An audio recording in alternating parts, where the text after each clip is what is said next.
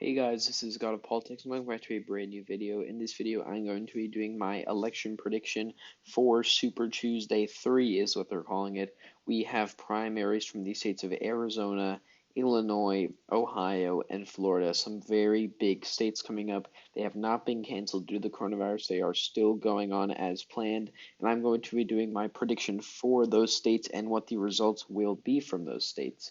Now, looking at the current map, we see that Biden is leading in the delegate total by 151 delegates. He currently has 845. Sanders has 694. And then nobody else comes close. Obviously, Tulsi Gabbard is still in the race, but she is not going to be of any significance. She is not going to get any more delegates in this race, not even in Hawaii.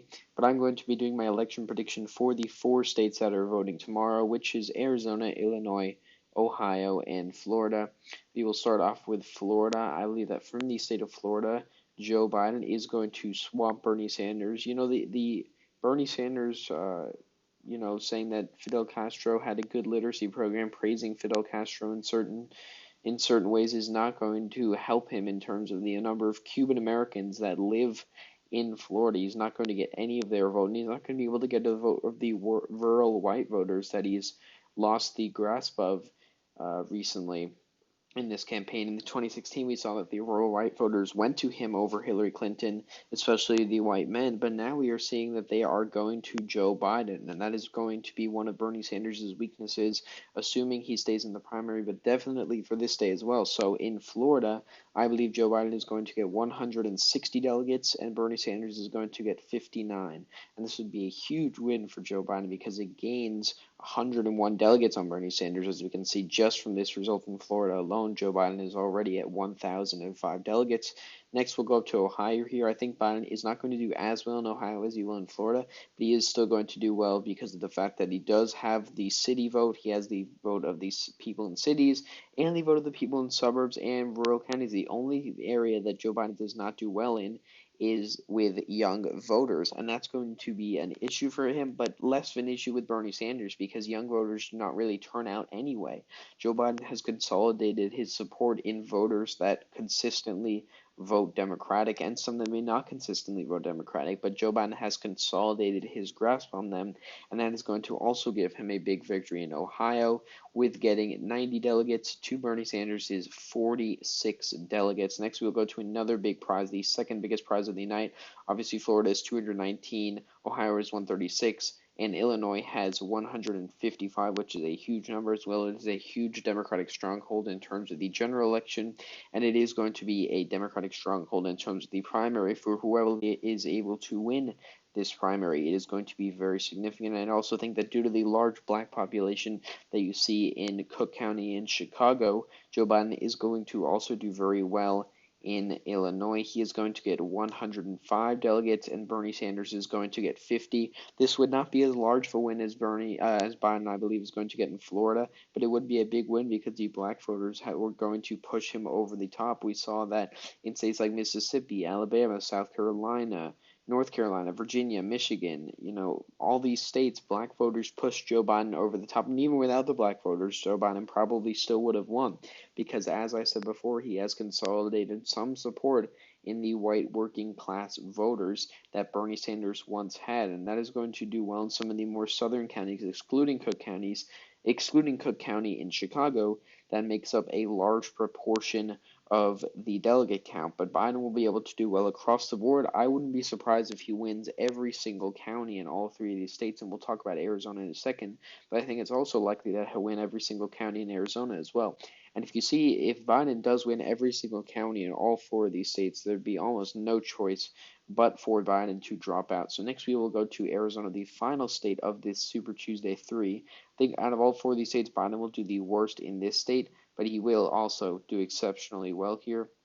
He is going to get, as we saw in Ohio, so he will do the worst here. He will get 44 delegates, which would be 65% of the delegate count, and Bernie Sanders is going to get 23. This would also be a huge victory for him. And looking at the total delegate count of what has been allocated so far, we see that Biden has 1,244, Bernie Sanders has 872, and we have some of the other candidates getting a total of about 100, And then we see that toss-up, it says toss-up 291. These are delegates that have not been allocated either from states like California, Washington, all these states have some delegates that have not been allocated yet. And once they are allocated, many of them will go to Joe Biden, and Joe Biden will expand on his lead. But as you can see here, if Joe Biden is at 1,244 delegates, he is approaching the 1,991 that he needs. 538 projects that he will get that magic number that he needs, 1991, by April 28th. We have some big states on that day voting. We have New York and Pennsylvania and Connecticut just off of the top of my head. That is the day they predict him to get a delegate majority, but we could even see that it happens before then, given all the stuff going on with Bernie Sanders might have to drop out at this point, because if he, assuming that these results hold according to my predictions, Biden would win almost every single county, and there's almost no way that Bernie can mathematically win after that if he's down by, if he's down by almost 400 delegates. I don't see any chance of him making that up, because Bernie would have to win about 70% of the delegates that are left, and we've seen that Bernie has not been able to overcome the challenges that he needs. He tried to consolidate the black vote, but that did not work, as we saw in South Carolina, although it did work in states like California and Nevada with the Latino voters, but not the black voters, and he's lost his grip on the white working class voters. So if really his base has been shrinking since 2016, because in 2016 we saw that he got 45% of the vote, and this so far, assuming that these results hold, he'll get less than 45%, because people are realizing,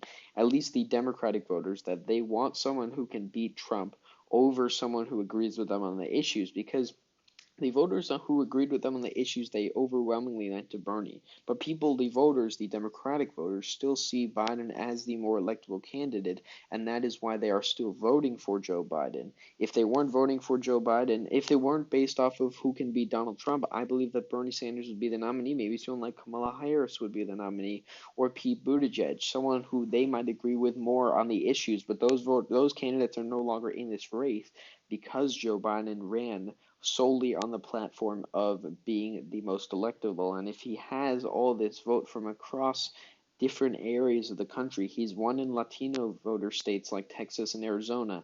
He's won in Florida as well. He's won in the black voter states like Alabama, Mississippi, South Carolina, and he's won in states that are predominantly white as well, states like Idaho, Minnesota, and even states like Massachusetts and even Maine. And he's done well across the board, and that is going to prove very beneficial for him. And it could even be beneficial for him running in the general election, having won all these states so early, because if he is able to effectively clinch the nomination due to Bernie Sanders dropping out after this, Biden won't even have to campaign in these states that are upcoming in the primaries, states that aren't going to be competitive in the general election, states like Louisiana, which is coming up soon, or was going to be coming up soon before they postponed it due to the coronavirus. That is also going to be another issue. There is no live campaigning at this point. It is all virtual campaigning, and that, could be good for Bernie, could be a lot better for Bernie, but at this point it's really not going to matter, because all the attacks that Biden's had coming his way on the trade deals, on Social Security, all things like that, it has not hurt Biden. Voters still want Biden. They do not want Bernie Sanders, and I think Bernie Sanders will realize this after this point, and Bernie Sanders will drop out the day after these primaries, with currently the map, the electoral delegate total looking at Biden 1244, Sanders 872, Warren 44, Buttigieg 26, Bloomberg 25, Klobuchar 7, Gabbard 2. We might not see anybody else get delegates except for Biden, assuming Bernie Sanders drop out, and that would be a huge result on setting up a very interesting general election campaign. But yeah, hope you all enjoyed watching this video. This is just my prediction and kind of some topics I wanted to talk about regarding the Democratic primary. But yeah, I hope you all enjoyed this video. Please like and subscribe as always, and I will see you guys later.